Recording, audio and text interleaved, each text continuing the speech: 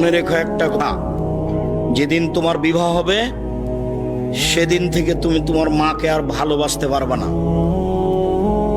যেদিন বউ বাড়িতে আসবে সেদিনই তোমার মাকে আর তুমি ভালোবাসতে পারবে না। পরিস্থিতি তোমার উল্টে যাবে। দিন যত যাবে পরিবেশ তত জটিল হবে। এক সময়ে মনে হবে এই মাটির উপরে সবচেয়ে বড় শত্রু আমার মা।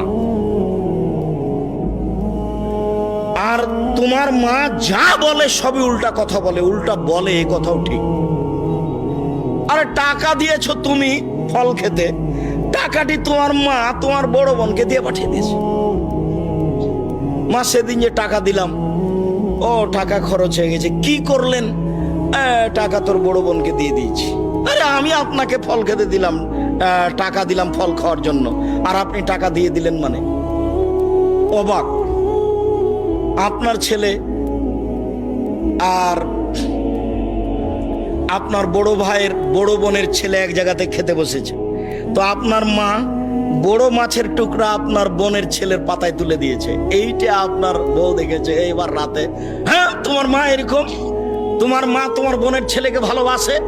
আমি রান্না করলাম কষ্ট করে, বড় মাছের টুকরাটা তোমার বোনের ছেলেকে দিয়ে দিল, আমি এগুলো সহ্য করতে পারি না। কত কি!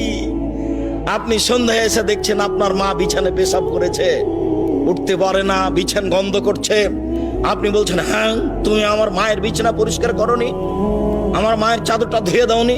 তখন আপনার বউ বলছে, তোমার মাকে তুমি দেখো, তোমার মায়ের বিছানা তুমি পরিষ্কার করো।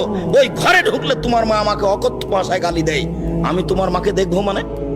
আপনার মা অকথ্য ভাষায় গালি দেয়, এই কথাও ঠিক। নেন, এবার কি করবেন?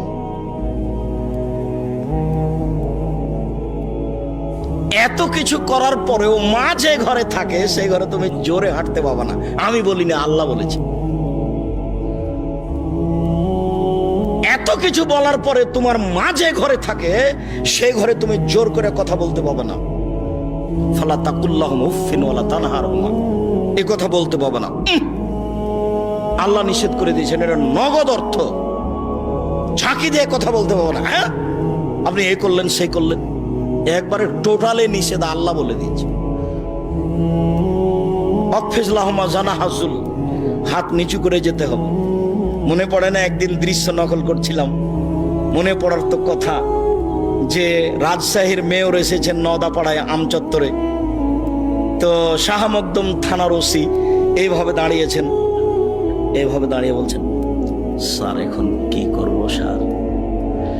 তা আমি তো দৃশ্য দেখে অবাক হয়ে গেলাম। আমি তো পাশে বসেছিলাম সেই দিন, যেটা ব্যাপার কি, এটাতে ছিল মায়ের জন্য, এইটা কি করে মেয়র পেল? এটা তো মায়ের জন্য ছিল, কিভাবে এখানে চলে আসলো? অথচ মায়ের সামনে এভাবে যাওয়ার কথা আল্লাহ বলছে।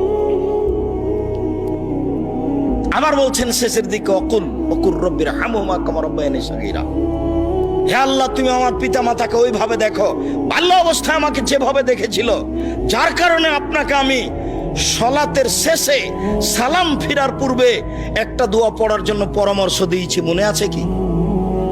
রব্বির হামহুমা কামা রাব্বায়ানি সগীরা। আর এটা যেন মনে থাকে, এর জন্য কি বলেছি বলেন তো দেখি? জাযাকাল্লাহ খায়ের। 2 রাকাত সালাত আদায় করতে হবে।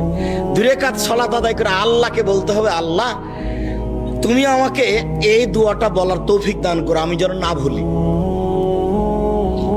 সব সময় সালাত শেষে সালাম ফিরার পূর্বে রব্বির হামহুমা কামা রাব্বায়ানি সগীরা এই দোয়া বলার জন্য আমি আল্লাহর কাছে 2 রাকাত সালাত আদায় করে সাহায্য চাওয়ার জন্য বলেছি পৃথিবীর সকল দিনী ভাই বোনকে। সম্মানিত দিনী ভাই বোন, আল্লাহর নবী বলেন, চিরদিনের জন্য মায়ের অবাধ্য চলা হারাম, চিরদিনের জন্য মায়ের অবাধ্য চলা হারাম। এই বেটা শোনো, আরো তোমাকে সতর্কতার সাথে বলছি, তুমি বারবার পেশাব করছো, তুমি বারবার পেশাব করছিলে বিছানে, তখন তোমার মায়ের জন্য একটা জায়েজ ছিল একটু হাসি মুখে আঘাত করা। এই অত পেশাব করিস কেন রে, এইটা তোমার জন্য জায়েজ ছিল। এখন তোমার মা তোমার কোলে, তোমার মাকে তুমি এইভাবে বলতে পারো না, কি যে করি, এত পেশাব কেমনে পরিষ্কার করি, হ্যাঁ কি যে করি, যখন তখন পেশাব করছে, এরকম কথা বলার সুযোগ নেই।